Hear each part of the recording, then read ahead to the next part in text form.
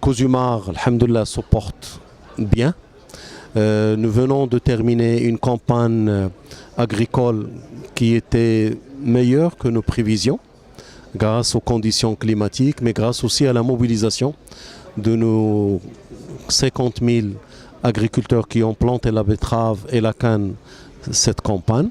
Et nous avons une campagne qui est meilleure que l'année dernière. Nous avons fait 556 000 tonnes de sucre par rapport à 515 qu'on avait prévu. Nous sommes très présents effectivement sur le marché marocain qui constitue pour nous un socle et qui nous a permis aussi d'investir massivement dans nos unités, sucreries et particulièrement notre raffinerie de Casablanca qui fait partie des top 5 au niveau mondial par rapport à sa capacité mais aussi par rapport à sa compétitivité et dans laquelle nous avons une capacité suffisante qui nous permet d'adresser le marché international, particulièrement l'Afrique et le bassin méditerranéen.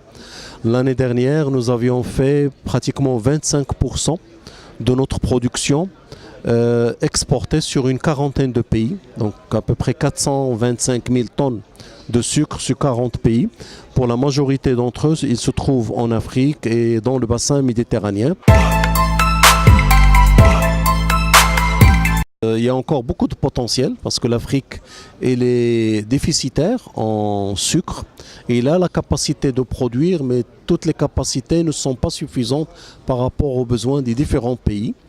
Et l'Afrique, parce qu'il y a une proximité culturelle et cultuelle avec le Maroc, et puis nous avons aussi construit des relations de confiance avec nos différents clients dans les pays africains.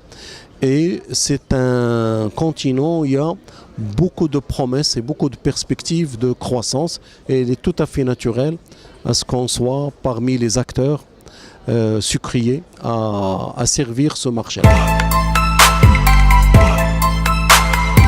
Nous avons commencé par la vente, beaucoup plus pour mieux connaître le marché, pour se faire connaître par ce marché-là, par ses consommateurs.